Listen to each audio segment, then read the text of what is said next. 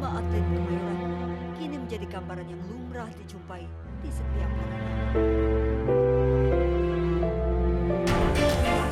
Depok, Jawa Barat misalnya, penambahan kasus harian kota Depok pada 20 Juni selain didominasi dewasa muda, kasus COVID-19 pada anak juga mendominasi.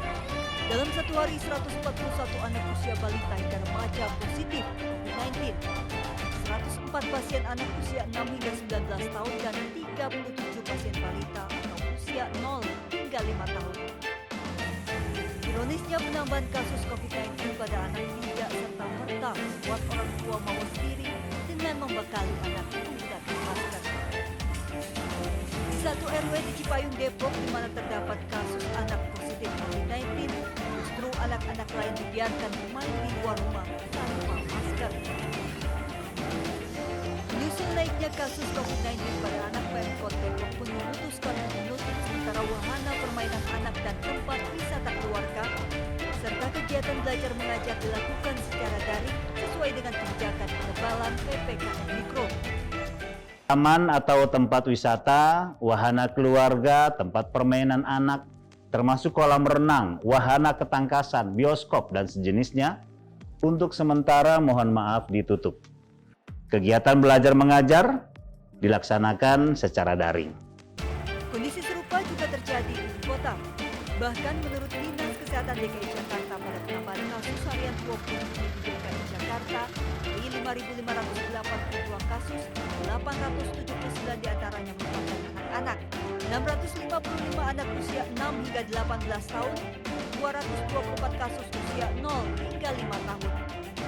Bahwa kasus positif kita gambarannya 30% berasal dari luar DKI Jakarta, bahkan berasal dari luar Bodetabek.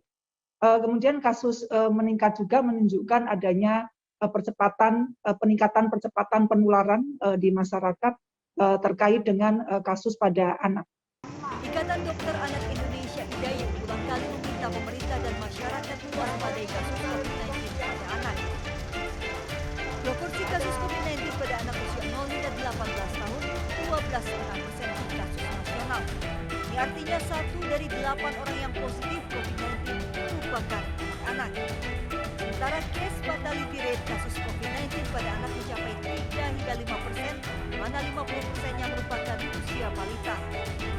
Yang kedua, data IDAI menunjukkan case fatality rate-nya itu adalah 3-5%. Jadi kita ini kematian yang paling banyak di dunia. Jadi bisa dibayangkan kan, 1 dari 8 itu anak dan meninggal 3-5%. Dan ini jangan digoreng kalau saya bilang. Ini yang saya katakan betul-betul. Jumlah kematiannya itu 3-5% dan ini bervariasi setiap minggu. Jadi dari seluruh yang meninggal pada anak itu 50%-nya balita.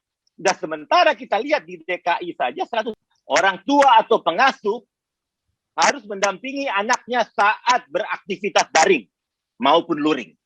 Kapan lagi kita jadi orang tua menyayangi anak? Ya, jadilah orang tua saat pandemi. Dampingi anak-anak. Orang tua punya peran penting melindungi anak dari paparan COVID-19.